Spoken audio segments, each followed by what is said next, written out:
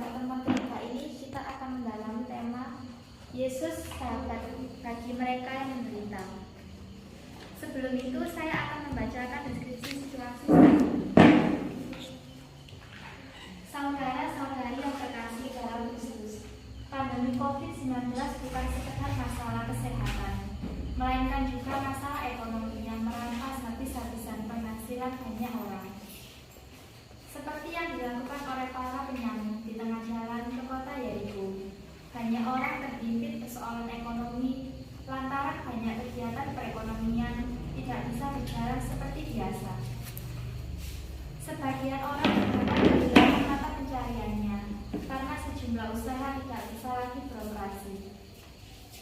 Menghadapi situasi sulit yang menyebabkan banyak orang menderita ini, kita perlu merenungkan sosok Yesus yang menjadi sahabat bagi mereka yang menderita dan yang memberi tanggung jawab kepada kita untuk menolong sesama. Dengan merenungkan ini, kita diajak untuk menerima orang lain yang jatuh tergeletak karena beban hidup sebagai sesama yang harus ditolong tanpa memandang situasi sosial, ekonomi, budaya, politik, dan agamanya. Lagu pembukaan. Mari kita buka dengan bacaan nomor 365.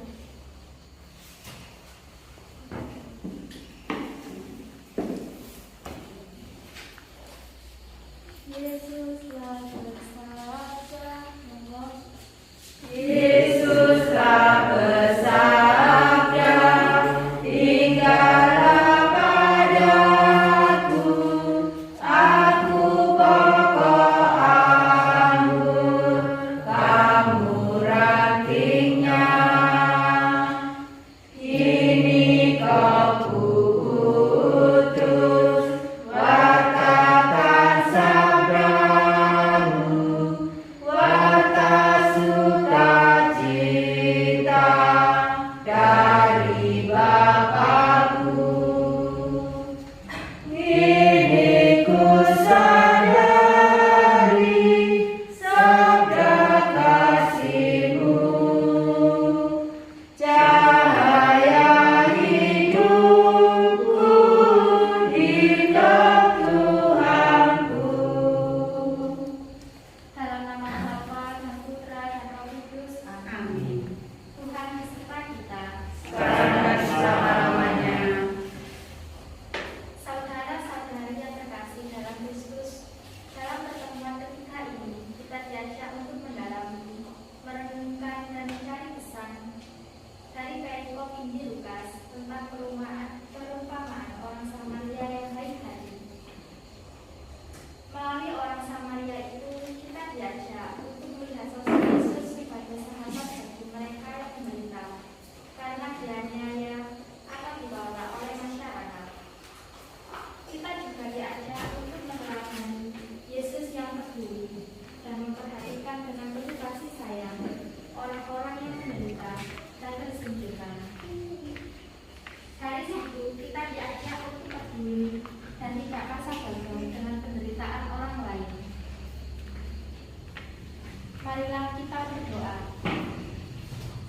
Allah Bapa yang baik, kami bersyukur kepadamu karena Engkau selalu hadir dalam perjalanan hidup kami. Kami juga bersyukur karena dapat berkumpul dengan saudara-saudara kami untuk mendengarkan sabda-Mu. Bapa yang baik, kami mohon curahkanlah Roh Kudus-Mu untuk membimbing kami dalam mendengarkan, mendalami, dan merenungkan sabda-Mu. Semoga melalui pendalaman dan perenungan sabda-Mu ini, kami diubah untuk rela menjadi sesama bagi yang menderita tanpa memandang status sosial, budaya, ekonomi, dan politik. Demi Kristus Tuhan dan pengantaraan kami. Amin. Mari kita mendengarkan bacaan Injil. Bacaan Injil dari Lukas. Orang Samaria yang murah hati. Pada suatu kali pergilah seorang ahli Taurat untuk menyobai Yesus.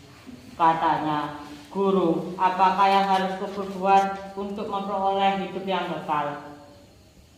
Jawab Yesus kepadanya, apa yang tertulis dalam hukum Taurat? Apa yang kau baca di sana?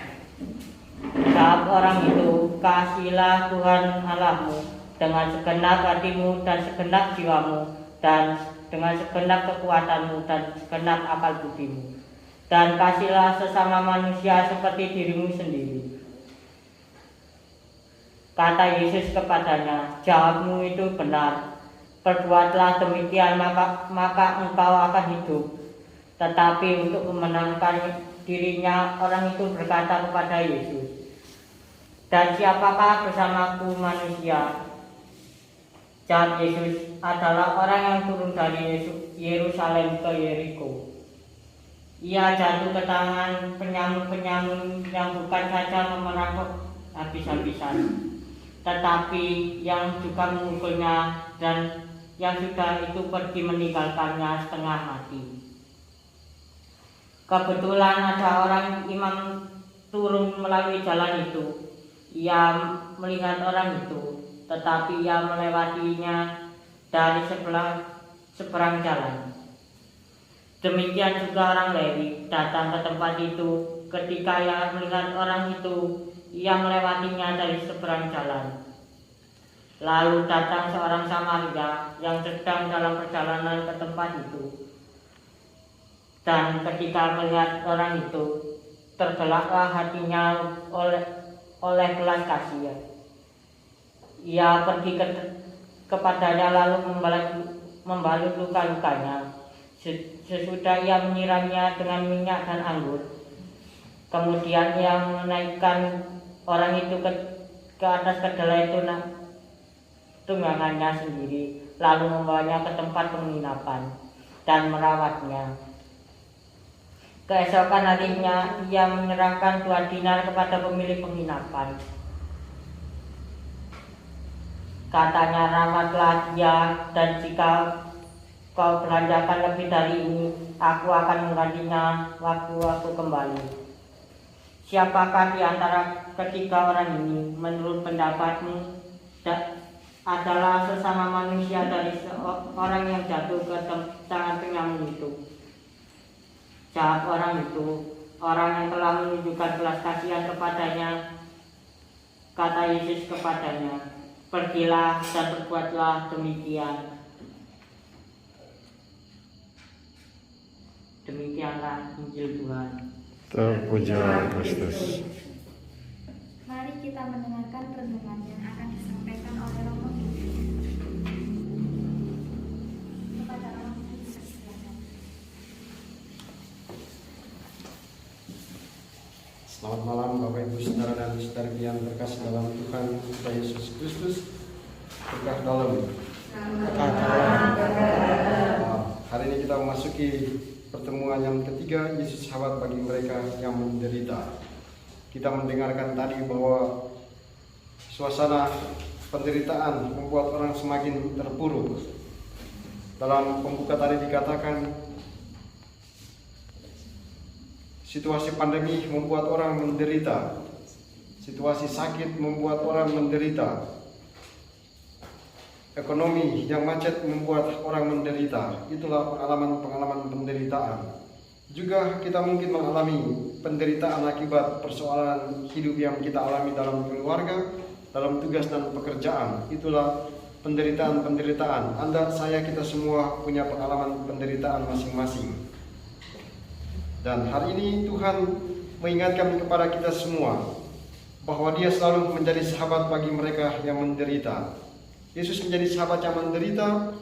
Dia mengirim orang-orang kepada kita sekalian yang menderita. Bagaimana supaya bisa melihat Yesus sebagai sahabat orang yang bagi mereka yang menderita?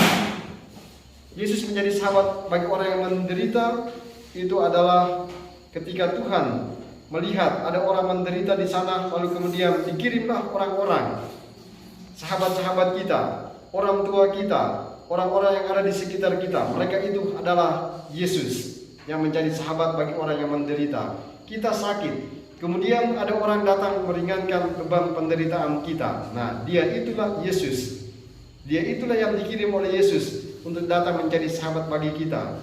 Ketika kita mengalami persoalan hidup, lalu kemudian ada orang yang datang meneguhkan kita. Nah, dia itu adalah utusan dari Yesus. Dia itu adalah Yesus sendiri yang datang untuk menjadi sahabat bagi kita yang menderita. Dan hari ini kita mendengarkan sahabat yang sesungguhnya adalah datang mendekati mereka yang menderita, mereka yang sakit untuk menolong mereka. Nah, kita mendengarkan dalam bacaan Injil pada pertemuan yang ketiga ini. Orang ini menderita, dirampok habis-habisan. Kemudian datang seorang imam, dia hanya lewat begitu saja. Lalu kemudian Lewi datang, dia hanya lewat begitu saja. Nah, datanglah orang ketiga, orang Samaria yang baik hati, dia kemudian menolong. Maka pertanyaan Yesus tadi, pertanyaan orang yang tadi, siapakah sesamaku? Yesus memberikan jawaban dengan mengutip perumpamaan ini. Siapakah sesamaku? Nah, Yesus memberikan jawaban, sesamaku adalah seorang Samaria yang baik hati. Nah, orang Samaria dan orang Yahudi itu sampai hari ini mereka tidak bersahabat dengan baik. Jadi itu musuh bebuyutan, orang Samaria sama orang Yahudi itu musuh bebuyutan. Nah, tapi kita mendengarkan orang yang mengalami susah ini, yang dirampok kemudian menderita ini adalah orang Yahudi. Sementara yang menolong ini dia adalah orang Samaria. Jadi musuh saling menolong. Antar mereka bermusuhan, tetapi itu orang Samaria itu melihat musuhnya yang menderita, dia kemudian datang dan menolong. Dan Yesus katakan, sesama manusia itu seperti orang Samaria ini, tidak membedakan siapa orang yang menderita. Ketika kita melihat orang menderita, kita harus segera membantu mereka. Nah, itu yang dikatakan oleh Yesus, sesama manusia adalah orang Samaria ini. Orang Yahudi adalah musuhnya, tetapi dia membantu orang Yahudi itu yang adalah musuhnya. Bahkan tadi dikatakan, dia antar ke rumah sakit, ke penginapan, kemudian dia bilang, sudah, semua urusan itu adalah tanggung jawab saya. Kalau masih kurang, beritahu kepada saya. Nah, itu adalah kebaikan dari orang Samaria yang menolong orang Yahudi yang merupakan musuhnya. Itu hal penting yang pantas kita semua renungkan pada pertemuan ketiga pada kesempatan ini. Anda, saya, kita semua punya penderitaan masing-masing. Ada yang menderita sepanjang hidupnya karena cacat. Ada yang menderita sepanjang 1 bulan karena persoalan hidup. Ada yang menderita berhari-hari karena tugas dan pekerjaan. Itulah penderitaan. Kita semua punya penderitaan masing-masing.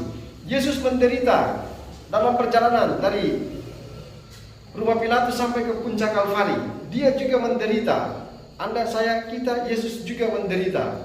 Dan hari ini Tuhan katakan dia menjadi sahabat bagi orang yang menderita. Dan pesan penting yang Tuhan katakan kepada kita semua pada pertemuan yang ketiga, kita semua harus menjadi sahabat bagi orang yang menderita. Di tengah-tengah kita banyak orang menderita, maka kita harus menolong. Karena ada sebuah kegembiraan yang bisa kita alami dalam kehidupan ini. Ketika kita menolong orang yang menderita, apa yang terjadi di situ? Ada orang lapar, ya toh, di pinggir jalan. Saya hadir di situ kemudian memberikan nasi 1 bungkus. Coba perhatikan raut muka dari orang yang kita tolong. Dia akan senang sekali. Dia mengatakan terima kasih, terima kasih, terima kasih. Ungkapan kegembiraan. Nah, ketika kita menolong seperti itu, saya yang menolong dia merasakan kegembiraan karena melihat dia yang tersenyum. Jangankan itu, kita sepeda motor kita dengan mobil kemudian di lampu merah, ada anak-anak atau ibu-ibu bapak-bapak yang minta-minta, lalu kita kasih 1000 saja. Apa yang dia lakukan? Dia sampai menundukkan kepala, terima kasih, matur suwun. Nah, itu berarti ada sebuah ungkapan kegembiraan. Jadi saya yang menolong itu merasakan kegembiraan ketika melihat dia yang menderita itu tersenyum. Maka Bunda Santa Teresa dia mengatakan dengan sangat baik adalah, saya melakukan semua perbuatan baik itu, dan perbuatan baik itu memberikan makna kepada saya ketika saya melihat orang-orang yang saya layani itu tersenyum. Maka dia pergi melayani orang kusta, memegang orang kusta dan mendekati mereka, memberikan obat, memberikan makanan, lalu di situ orang tersenyum. Nah, dari Santa Teresa dia bilang, itulah makna sahabat sejati. Saya menolong dia yang menderita dan melihat dia tersenyum, disitulah ada sebuah kebahagiaan besar yang saya alami. Nah, saya tidak tahu apa yang Anda rasakan ketika melihat orang menderita, lalu kita lewat begitu saja. Kita mungkin seperti Lewi tadi, mungkin seperti Imam tadi. Lihat ada orang yang sedang menderita dan kita cuma lewat begitu saja. Saya punya pengalaman yang sungguh sangat sederhana yang tidak pernah saya lupakan. Jadi saya bertugas di seminari di Ambon. Kemudian itu masih jam 4:30, ada orang yang sudah datang mengetuk pintu saya di lantai 2. Pastor, bisakah kasih uang sama saya? Nah, karena tugas di seminari jadi memang tidak dapat apa-apa, tidak punya uang memang. Lalu saya ingat, saya punya uang di situ 50.000 memang. Tinggal 50.000 itu. Tapi 50.000 itu saya sudah merencanakan, nanti siang saya akan beli sampo, beli rinso, beli sabun mandi buat nyuci, mandi dan sebagainya. Nah, ibu ini dia minta uang. Sekarang ya saya sudah pakai jubah, terus saya memisah. Terus saya katakan, waduh, saya tidak punya uang. Karena ya 50.000, kalau saya kasih sebentar saya mandi tidak pakai sabun ini. Saya tidak bisa mencuci. Akhirnya yaitu saya itu berjalan. Bu, aduh saya tidak punya uang. Nanti minta di orang lain, minta di frater atau di rumah yang lain. Nah, saya berjalan menuju ke kapel. Lalu ternyata selama pimpin perayaan Ekaristi itu hati saya tidak tenang sama sekali. Karena merasakan, waduh, tadi ada orang susah, saya cuma suruh dia pergi ke sana. Saya tidak membantu dia. Jadi akhirnya kepikiran sepanjang misa itu. Lalu, wah, kembali ke kamar, ternyata ibu itu dia masih ada di halaman seminari. Akhirnya saya mengatakan, sudah, daripada nanti saya kepikiran setengah mati melihat orang menderita dan cuma hanya mengatakan kasihan, lebih baik saya berikan saja uang ini biar saya mandi tidak pakai sabun, ya nanti cuci pakaian juga nanti minggu depan juga nggak apa-apa. Sudah, saya kasih aja. Nah, ketika saya kasih, dia bilang terima kasih, baru hati saya menjadi puas, menjadi tenang. Nah itu, pasti kita semua punya pengalaman tertentu melihat orang yang menderita. Coba bayangkan ada orang yang menderita, kemudian dia datang meminta tolong kepada kita, lalu kita mengatakan, wah, tidak punya. Saya yakin orang yang pulang itu dia akan sedih, dan kita juga yang tidak sempat membantu dia akan merasakan kesedihan, kecuali orang yang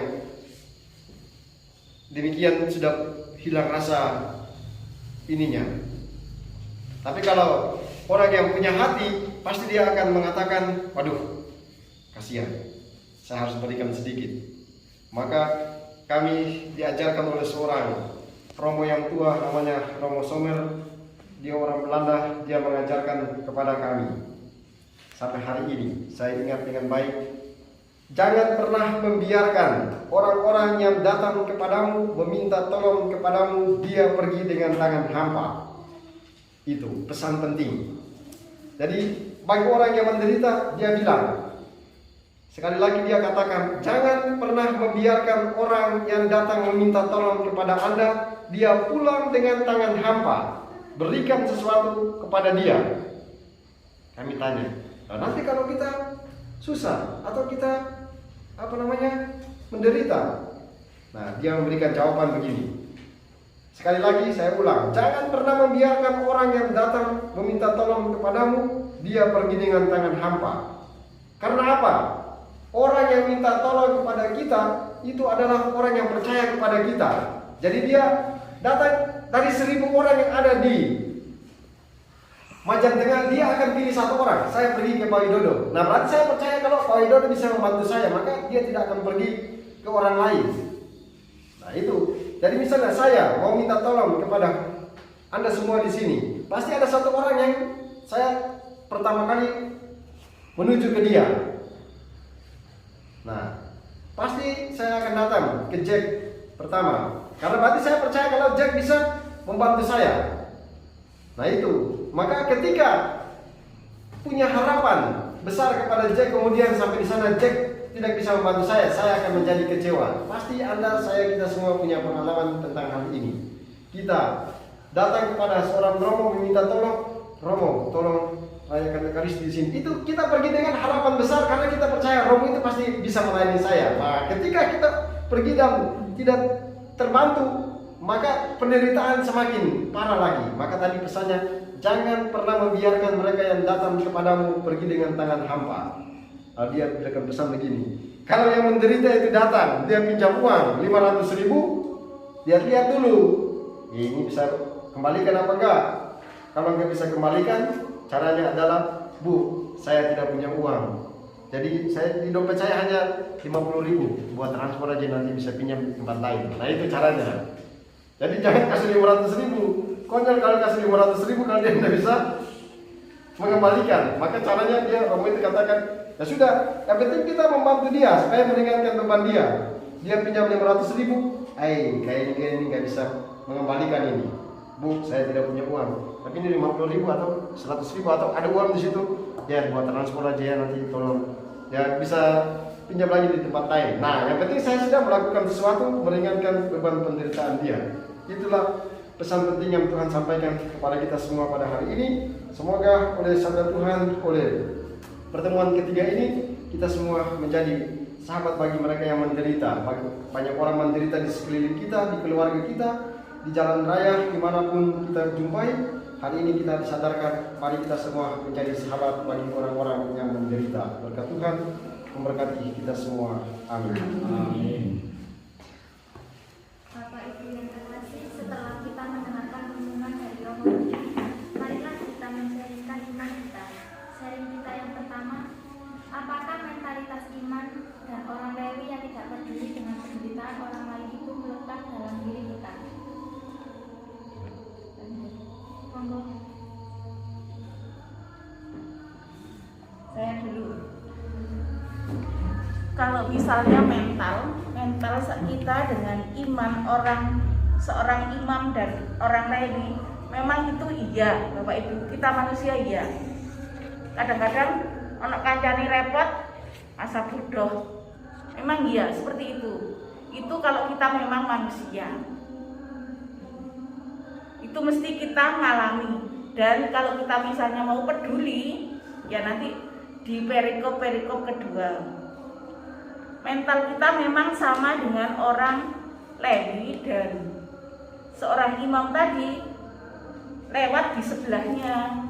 Kalau misalnya, maaf, kita lagi susah, orang lain melihat kita, ya sudah, hanya melihat saja, tidak mau menolong kita. Itu mental kita. Tapi kadang-kadang kita memang seperti itu. Itu kalau kita memang ada di sisi kita yang murah hati, ada yang kasih, tapi tetap namanya juga manusia seperti itu. Mungkin ada yang lain, monggo. Monggo Bapak Ibu. Saya punya cerita. Dulu kakak suami saya itu kaya raya, taraf jatuh miskin. Datang ke kita, ke adik-adiknya ada, adik keluarganya kan ada 7 orang. Dulu waktu kakaknya suami itu kaya, saya minta tolong ke sana waktu kesusahan itu dihina sama dia. Padahal cuma minta tolong uang sebesar 2 juta. Ngapain ngurusin dodok, gak usah diurusin. Giliran sekarang dia itu jatuh, usahanya bangkrut. Buat usaha, buat makan aja susah dia sekarang.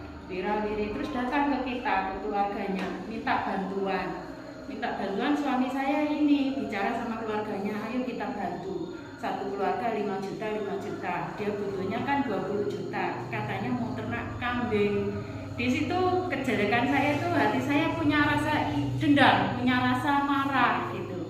Ngapain gendang ditolong gitu. Itu kejelekan, tapi beruntungnya suami saya itu memberi nasihat, anda kamu ini loh, giliran keluarga susah itu ya ditolong, yang lalu ya wes lah berlalu, katanya gitu. Sekarang itu ya ditolong. Akhirnya dari hati saya, ya itu karena kakakmu, kalau bukan kakakmu nggak mungkin kok tolong. Itulah jiwa apa itu tadi yang katanya, apakah jiwa itu masih melekat di hati kita gitu. Terus kata saya, suami saya tetap ngotot, ya nggak popo, Wong DE saiki kasihan, buat makan aja lah susah, buat biaya sekolah anaknya aja sekarang susah. Kita sekarang bisa bantu ya, kita bantulah. Yang dulu itu ya sudahlah dulu, biarlah berlalu katanya gitu. Terus ya udah ikhlas akhirnya, hati saya ikhlas ya wis 5 juta. Padahal kita sendiri kan butuh, lah 5 juta kekulaan gedang wis itu oke.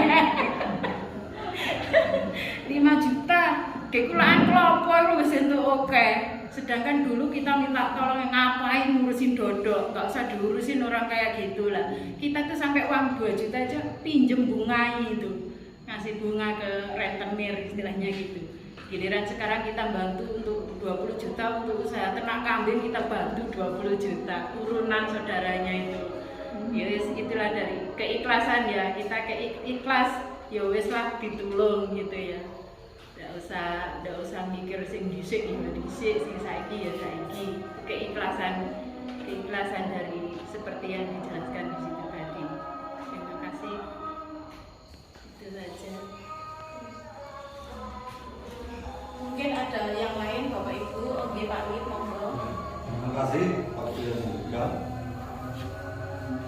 Ini hubungannya dengan apa itu mentalitas, apakah seperti orang Lewi atau siapa tadi itu? Seorang imam. Seorang imam ya. Bukan imam Romo. Iya.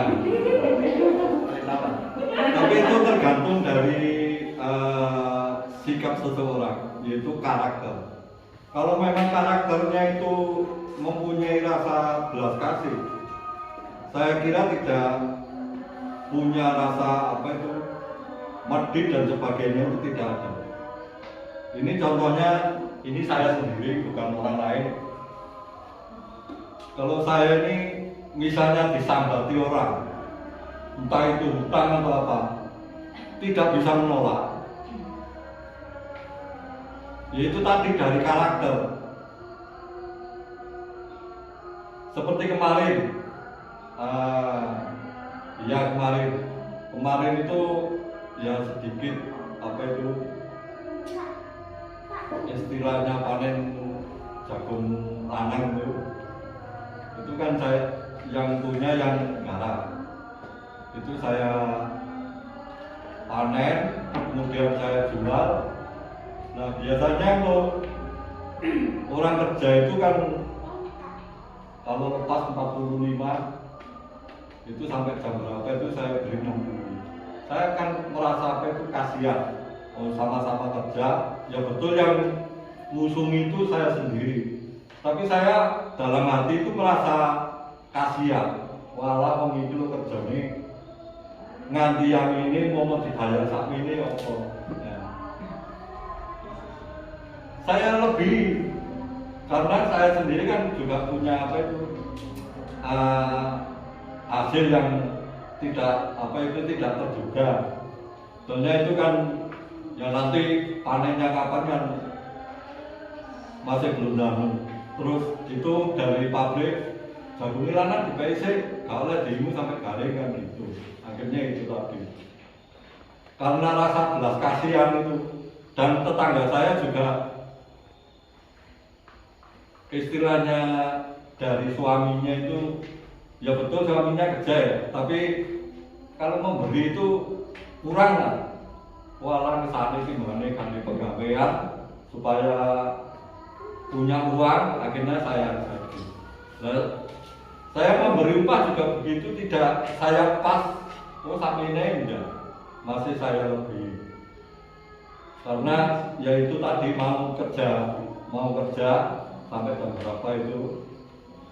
Ya itu tadi hati saya itu merasa apa itu kasihan. Jadi saya tidak mau ya katanya kalau tadi dikatakan oleh Bu Santi manusia ya. Tapi sebetulnya itu sudah tertanam karakter sejak dulu. Kalau memang karakternya modit ya modit. Ya, kalau blobo ya blobo udah. Mungkin itu, terima kasih.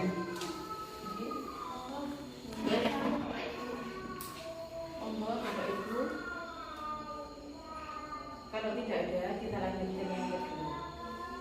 Apakah kita sudah meneladani orang Samaria yang secara spontan dan tanpa memperhitungkan untung rugi membantu orang yang menderita?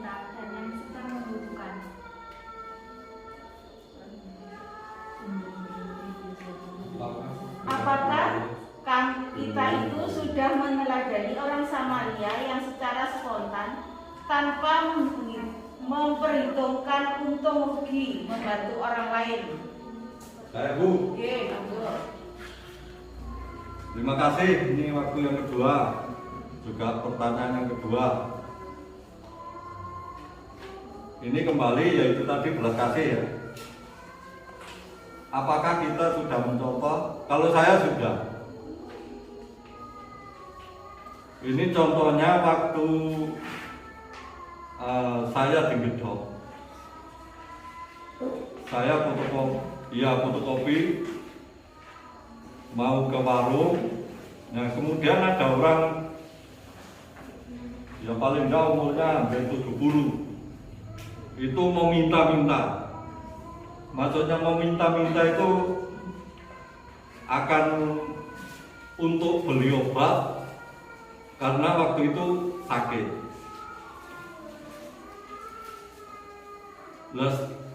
Dengan spontan saya juga memberi. Entah itu waktu itu 20.000 atau berapa itu. Waduh, saya beri 20.000 itu senangnya setengah mati. Malah mendoakan saya supaya rezekinya itu lebih banyak lagi. Tapi ternyata memang betul. Sorenya, ya ini maaf Romo ya, waktu itu masih ada togel. Ya, masih ada togel. Sorenya saya tombol 50.000. Dapat. Memberi 20.000, dapatnya 3 juta Romo waktu itu. Itu spontan, tidak ada rasa apa itu. Rasa apa itu?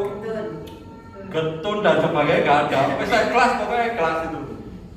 Aduh nah, aku tak demak-demak kalau rezeki semua kayak ya itu. Nah, gitu loh. Makasih. Sebetulnya masih banyak itu, tapi ini saya kumpul yang. Mungkin ada yang lain, oke, monggo. Beberapa hari kemarin itu ada tetangga itu datang ke rumah. Bu Farida, aku mau minta tolong ya, Mbok seragam Medias itu yang bekas SD itu tak minta boleh kan. Dalam hati saya seneng, padahal kan saya itu mau ngasih ke orang itu juga mikir, gitu tak kayak gelem apa enggak. Nah, sebuah keberuntungan buat saya, orang itu kok mau datang ke rumah saya. Seragamnya anakku bekas SD diminta, itu senengnya minta ampun hati saya. Oh iya enggak apa-apa, saya tunggu tak cari. Kebetulan seragamnya sing naik kelas 6 itu masih baru semua. Terus PPKM. Jadi kan jadi semuanya baju-bajunya masih baru, sepatu-sepatunya masih baru. Tak kasihkan semuanya. Ini Bu bawa semuanya, ini kebetulan ada sepatunya, cukup enggak ya? Oh enggak apa-apa Bu, nanti lah enggak cukup tak kasih adik kan cukup ya. Di dalam hati saya senang banget. Mau orang itu kok mau datang meminta kepada saya, itu saya senang banget kan dalam hati saya juga mikir ini seragam udah nggak kepake, masih baru, mau tak kasihkan siapa, belum tentu yang saya kasih itu mau nerima atau tersinggung. Kadang-kadang kan kita ngasih orang juga, orang yang kita kasih tersinggung gitu. Ini kok kebetulan dia datang sendiri, dalam hati saya juga senang banget. Dia mau datang meminta, jadi merasa senang puas gitu. Aja, makasih.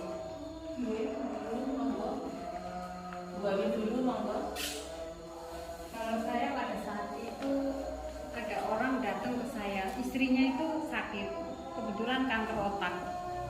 Terus bener-bener dia butuh uang karena istrinya harus segera dibawa ke rumah sakit dan dia belum punya BPJS.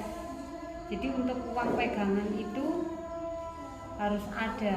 Terus dia udah kemana-mana mencoba, tapi belum ada yang bisa ada yang membantu. Akhirnya datang ke saya dengan oh iya saya bantu, butuh berapa, segini gitu. Kapan Pak? Kalau bisa hari ini Bu, istri saya biar saya ini cariin mobil, terus saya yaudah. Pada saat itu saya langsung pergi untuk ngambil, Terus nggak lama dia datang, terus dia bilang, Bu, ini saya pinjam kemungkinan sebulan atau iya nggak apa-apa Pak, udah yang penting istrinya tertangani dulu gitu. Ternyata apa yang terjadi? Dia nggak ada 1 minggu uang dikembalikan dengan apa ya? Saya cukup haru. Dia bolak-balik, terima kasih ya Bu, saya udah ditolong, istri saya ya bisa cepat ditangani, ini pokoknya iya Mak, saya nggak apa-apa ini. Pokoknya saya sukanya apa? Dengan pokoknya bener-bener dia itu pada saat itu membutuhkan uang itu saya cukup puas saya membantu Bapak itu. Dan dia itu dengan ucapan terima kasih itu dengan tulus itu. Saya cukup senang dan saya merasa puas dengan menolong Bapak itu. Itu aja. Terima kasih. Iya, saya pengalaman saya ikut nangis memang waktu itu. Orang yang rumahnya di sebelah timur saya itu kan banyak yang ambruk gitu loh, kampung dandang kan namanya. Dia datang ke rumah suntik, dia sakit, mungkin stres juga. Habis itu dia cerita, rumah saya roboh Bu, cucu saya nggak mau diajak tidur di tenda, maunya di rumah, rumahnya sudah ambruk. Habis itu dia orangnya nangis. Saya sudah siap, saya tahu rumahnya ambruk, saya sudah siap. Orang suntik ini tidak akan tak tarik, aku tidak sampai hati. Biar aku sendiri susah, tapi lihat orang yang lebih susah dari saya. Jadi saya bilang, dah Pak, ini dibawa pulang ya, minumnya gini, saya bilang gitu. Iya Bu, pinten nggak usah, wis Bapak untuk beli lauk aja nanti di rumah, saya bilang gitu. Matur nuwun ya Bu, orangnya tambah nangis, saya katut, saya ini katutan, nggak lelek nangis, ikut nangis, wah, udah, akhirnya tak dorong suruh pulang ya Pak, pulang aja ya, nang sembuh ya Pak, nggih matur nuwun Bu, matur nuwun, itu loh, saya ini ya susah, orangnya kok lebih susah dari saya, jadi saya ini nggak tega, itu sering saya gitu memang sering, udah gitu aja. Terima kasih. Ya.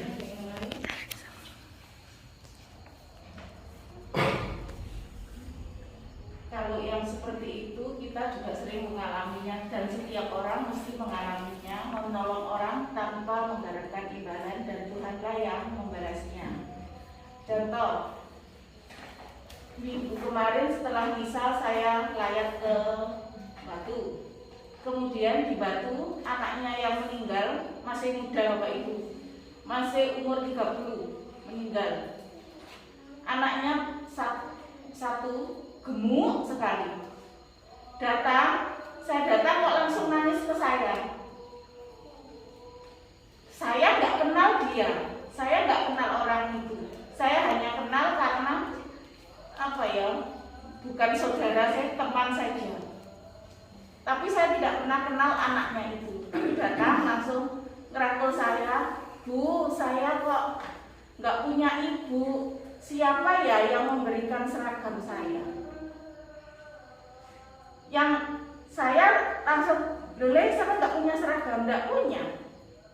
Saya belum punya karena selama ini saya tidak sekolah dan tidak punya seragam. Akhirnya, ya wes minggu depan saya kesini lagi. Padahal maaf Bapak Ibu, saya tidak punya uang untuk membeli 3 seragam, tidak punya uang. Tapi tidak tahu, datang langsung sampai di rumah. Depan itu langsung silakan cek rekening. Benar itu langsung saya bilang, loh, memang tidak sebanyak yang kita tiap bulan terima, tapi silakan cek rekening.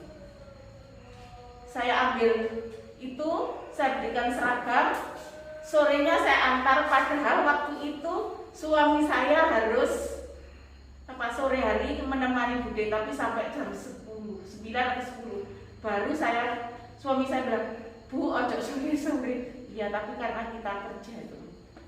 Nah, rezeki yang kita terima tidak besar yang kita berikan orang, tapi Tuhanlah yang memberikan itu. Dan dia bilang, Bude, Bu, nanti saya kalau punya buku saya diberikan buku. Iya, tapi tunggu nanti ya nak, enggak langsung minggu ini kita bawa ke sana. Itu kalau kita rezeki itu Tuhanlah yang mengatur. Kita memberi sedikit tapi kita yang menerima punya. Itu. Terima kasih. Mungkin bisa dilanjutkan yang selanjutnya. Yang ketiga, apakah kita juga pernah menemukan orang Samaria yang murah hati ketika aku sedang membutuhkan pertolongan? Ya pernah. Kalau kita melihat misalnya sore hari saya ke Bude, orang itu, maaf ya, orang itu mesti bilang gini, Bu, ngapunten kula dereng gak arto tapi kula ayah kula sakit. Itu yang sering terjadi dan sering saya lihat di Bude itu. Bahkan kadang-kadang tidak bayar dan lupa. Itu saya melihat Bude ini mesti kalau misalnya maaf saya lagi kekurangan uang atau lagi masalah apa, saya pertama yang saya datangi adalah Bude. Mungkin dari itu Bude yang selalu menolong saya, baik dalam saya kesusahan atau dalam apapun, Bude lah yang menolong saya, keluarga saya. Bahkan kadang-kadang kalau SPP-nya kurang, Bude, SPP-nya dole kurang, saya minta ke Bude. Itu orang Samaria di dalam keluargaku nggih, dan saudara saya semua lek butuh apa-apa seperti sekarang yang stroke di mana? Bandung. Kalau kurang, ya Mbak, aku nggak punya uang, walaupun kadang-kadang di rumahku, tapi tetap masih Mbak, aku nggak punya uang buat pegangan, padahal tempatnya di rumahku, tapi tetap kepada Bude. Bude adalah orang Samaria di dalam keluarga kami. Terima kasih. Mungkin ada yang lain?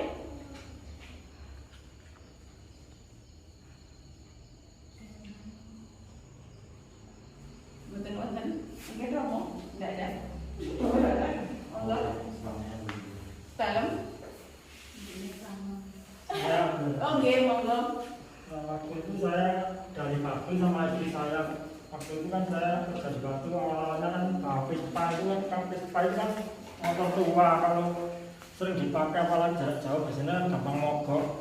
Waktu itu di tengah jalan jam 3 subuh itu, jam 3 pagi itu saya dari Batu sama istri saya. Pas di Bululawang itu, saya habis pasar Bululawang ke selatan itu, motor saya ini banyak kempos. Kalau Vespa kalau banyak kempos kan didorong waduh wabotnya setengah mati. Ternyata di depan saya nggak jauh itu ada tukang tambal, tapi mau bangunkan kok jam segini saya. Ternyata saya berhenti di depannya cuma gemberah. Saya ngomong sama istri saya, kok orangnya sudah watuk-watuk, ternyata orangnya bangun sendiri. Terus bangun kayak orangnya gembeneng, kayak ada siapa gitu, mungkinnya dia di depan. Oh, orangnya bangun, ternyata saya bilang gitu ke istri. Akhirnya jangan saya ketok satu kali aja, dia iya bilang gitu. Akhirnya dibukakan pintunya, kenapa Pak? Motor saya kempes Pak. Oh iya. Mikirnya dia itu saya kayak tentara apa gimana nggak tahu saya. Waktu saya nambal itu jam segitu jarang sama orang mau bangun aja, mungkin males. Terus saya, oh iya Pak, bentar ya. Ternyata dia ke belakang bikin kopi. Saya nggak tahu kalau bikin kopi. Ternyata dia bikin kopi, masak kopi itu terus ditinggal benahi motor saya. Bentar lagi dia masuk lagi, ternyata kopinya sudah bawa keluar sambil nambal ban saya itu. Loh, Pak kok pakai kopi segala nggak apa-apa Pak. Terus sambil benahi ban saya sampai selesai itu, ternyata mau tak bayar pun nggak mau orangnya. Loh Pak, saya butuh Pak, ini saya butuh kok, kenapa nggak mau dibayar? Bapaknya nggak apa-apa, bawa aja Pak. Loh Pak, gimana Pak, saya sudah dapat kopi, sudah nambah nggak mau dibayar loh. Ternyata dia orangnya bagi saya itu seperti orang yang baik hati itu. Terima kasih. Oh iya, orang Samaria. Iya, terima kasih. Ada lagi pertolongan yang tidak kita duga tapi tetap kita. Enggak, saya itu beberapa bulan ya kira-kira udah setahunan ini ya. Dulu kan saya selalu ikut suami momot, kalau pergi momot itu kan saya ikut ngernetian malam-malam, kalau berangkat sendiri kan kasihan. Pas waktu itu saya capek, badan kurang enak badan. Suami mau berangkat itu boleh konco, kok wong bengi-bengi nanti yo lek berangkat sendirian saya juga nggak tega. Ada tetangga itu tukang mabuk, pemabuk berat lah kerjaan nih, tapi yang mau diajak cuma itu. Terus tak pikir, arek mabukan kok jak, lah iku kok ya opo lek anu, iso ta nyambut gawe, kata saya gitu. Ternyata pas ya wis terpaksa, karena terpaksa ya wis lah ajaan daripada nggak ada temennya momot gitu. Berangkat sampai di Gresik sana itu kerampokan. Dirampok sama jam 3 malaman lah, suami dirampok. Ternyata sih biarpun dia itu pemabuk tapi mbelani ini tenanan. Sampai tas itu sama dia mau dijabut sama rampok itu, sama dia dicabut ini, langsung dituarek, dia belain sampai ininya keperok ini, pisaunya rampok itu tangannya. Tapi si tas ini wongan baris momot, jadi uangnya kan banyak ya. Tas ini sama dia dipertahankan. Akhirnya si rampok itu sama bapaknya kan itu mau dibuka kunci setir, sama bapaknya langsung dicodak ini, si rampoknya jatuh, tapi HP sudah kesaut sama rampok, yang hilang cuma HP. Tas ini tadi diselamatkan sama si pemabuk, dia bela-bela ini gelut sama yang kan rampoknya ada 3 orang, dia gelut, bapaknya ya gelut, tapi dia mempertahankan si tasnya ini ada uangnya kan. Sampai si itu bapaknya minta tolong, akhirnya warga keluar semua, rampok kabur. Dari situ kan saya mikir ya, meskipun dia itu pemabuk, ternyata dia jiwanya itu benar-benar baik, benar-benar dia itu kalau niat nolong, benar-benar dia itu menolong gitu loh. Dari situ saya juga malu sendiri, ternyata saya meremehkan si pemabuk itu, justru dia yang menyelamatkan suami saya waktu dirampok itu tadi. Iya. Seneng aja ngeremeh. Ya saya pikir wong pemabuk, wong tukang mabuk malah mojak lah itu kok iso kok nyambut gawe, pikir saya gitu. Ternyata lah kok di jalan itu dirampok, malah dia yang mempertahankan si tas itu tadi. Sampai rumah itu bapaknya mek lenger-lenger lah iya. Lek tas iku mau sampai katut, untung sing katut cuma HP piro regane. Lek tas iku mau lah ya mlongo sesuk polaan ae gak ya apa. Dari situlah pertolongan yang saya dapatkan. Saya benar-benar bersyukur sekali. Orang yang saya remehkan ternyata dia itu berjuang mati-matian menolong. Sampai saya ya wis ya lek perkara obat nih pasti diobati, bonus pasti dikasih bonus lebih. Kasihin lebih lah seakan, kata saya gitu. Jadi bongkok digawe mabuk murah pokoknya wis kasih lebih. Itu aja. Saya Bu. Nggih, monggo Pak Wit. Wis penggiring. Seperti orang Samaria, saya juga pernah Bu itu. Waktu itu akan punya gawe. Ya, saya wong kate di gawe kan butuh duit akeh. Ya.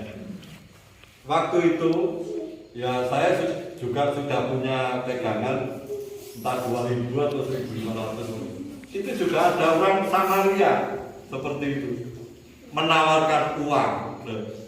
Sebetulnya orangnya ya juga ada di sini. Tidak saya sebutkan. Moro-moro wis lek butuh duit tak sini. Walaupun itu mengembalikan. Tapi kan ada yang menawari itu. Aku gak nyilih tapi ditawari. Nah, waktu itu kan ya paling enggak pegangan itu harus banyak kan ada apa itu teman-teman dari orkes dan juga dari Teropan itu pasti saya harus membelikan entah itu bir atau apa pasti belum sawerannya ya, waktu itu. Ya itu tadi ada orang Samaria itu tadi menawarkan moro-moro disili duit lah seneng lah biasa duit sumban paling ono wong sing nawari.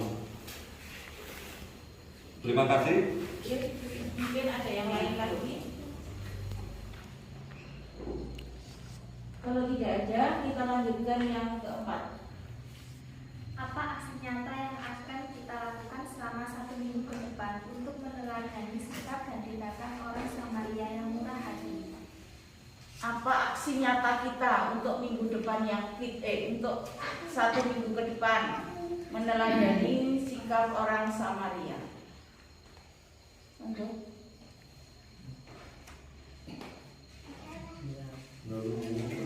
ya kita menolong orang lain,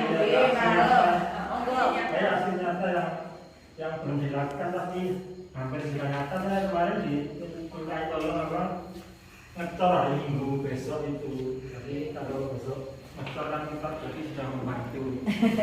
Bukti nyata. Mungkin ada lagi. Aksi nyata kita sebetulnya banyak. Kita membantu orang yang menderita, misalnya orang kesusahan, kita itu juga aksi nyata.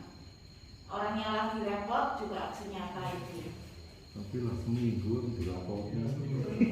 Seminggu ke depan, tapi Ya, kita ya belum dilakoni. ya kita diharapkan dalam minggu-minggu ini kita membantu orang yang kesusahan itu saja. Iya Romo, ngerti gitu Romo. Diharapkan kita dalam minggu-minggu ini kalau ada orang butuh ya kita tolong semampu kita.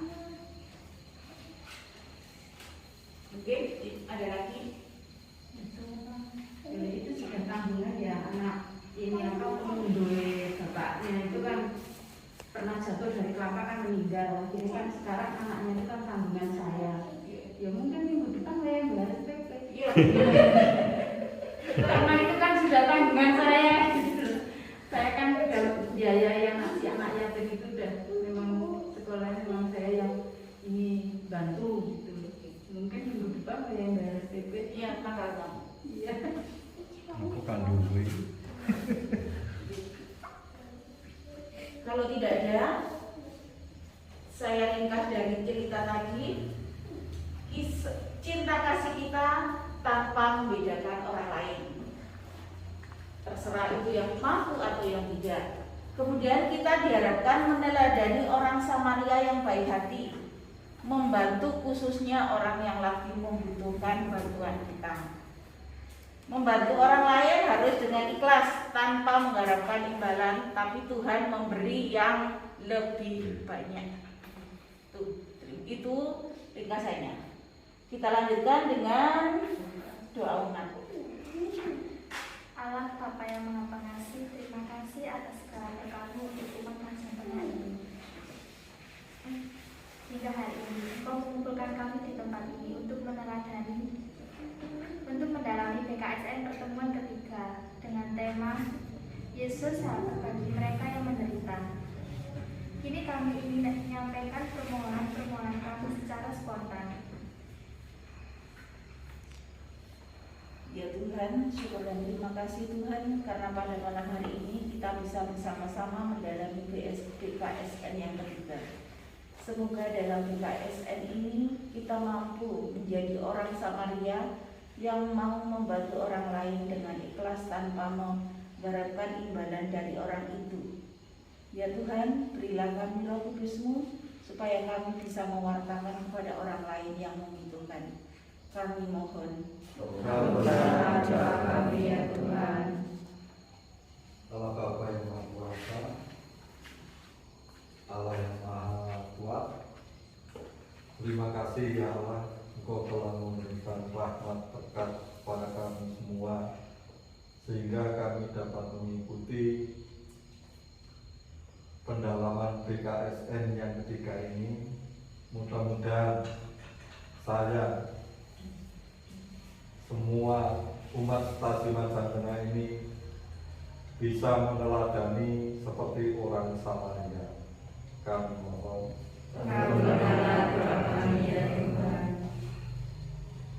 Terima kasih ya Bapak, karena pada malam hari ini kami masih bisa berkumpul di tempat ini untuk pertemuan PKSN yang ketiga ini.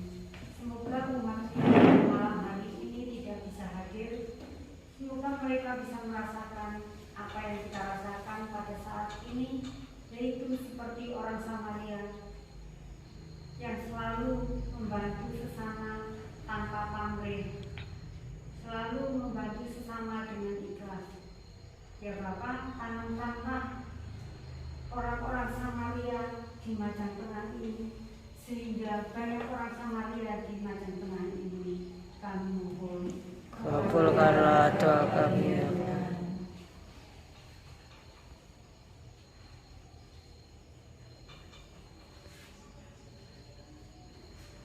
Demikian doa permohonan kita pada malam hari ini. Tuhan, semoga permohonan kita yang kurang sempurna ini kita satukan dengan doa Bapa kami. Bapa kami yang ada di surga, dimuliakanlah namamu, datanglah kerajaanmu, jadilah kehendakmu di atas bumi seperti di dalam surga. Berilah kami rezeki pada hari ini, dan ampunilah kesalahan kami, seperti kami pun mengampuni yang bersalah kepada kami. Dan jangan masukkan kami ke dalam pencobaan, tetapi bebaskanlah kami dari yang jahat. Amin. Marilah kita berdoa. Bapa yang baik, kami bersyukur untuk sabdamu yang boleh kami dengar dan renungkan bersama saudara-saudara kami. Kami mohon, bimbinglah dan mampukanlah kami agar senantiasa mengasihi Engkau melalui tindakan kasih kepada sesama yang membutuhkan di dalam perjalanan hidup kami. Seperti teladan yang diberikan oleh orang Samaria yang murah hati, dengan demi Kristus Tuhan dan pengantaran kami, kini dan sepanjang masa. Amin. Marilah kita memohon berkat melalui rombongan. Tuhan sertamu. Dan bersama juga. Kita sekalian bersenang sahabat Tuhan yang memperdengarkan pada pertemuan ketiga ini. Semoga kita semua dimampukan untuk menjadi orang Samaria yang baik hati, menjadi sahabat bagi orang-orang di sekitar kita yang sementara menderita, sehingga beban penderitaan mereka bisa diringankan dan mengalami kegembiraan. Kita semua, keluarga kita, hari-hari hidup kita, persoalan hidup kita, pekerjaan-pekerjaan kita, dan perjalanan pulang ke rumah kita masing-masing, istirahat malam kita, semuanya diberkati oleh Allah yang Maha Kuasa, Bapa dan Putra dan Roh Kudus. Amin.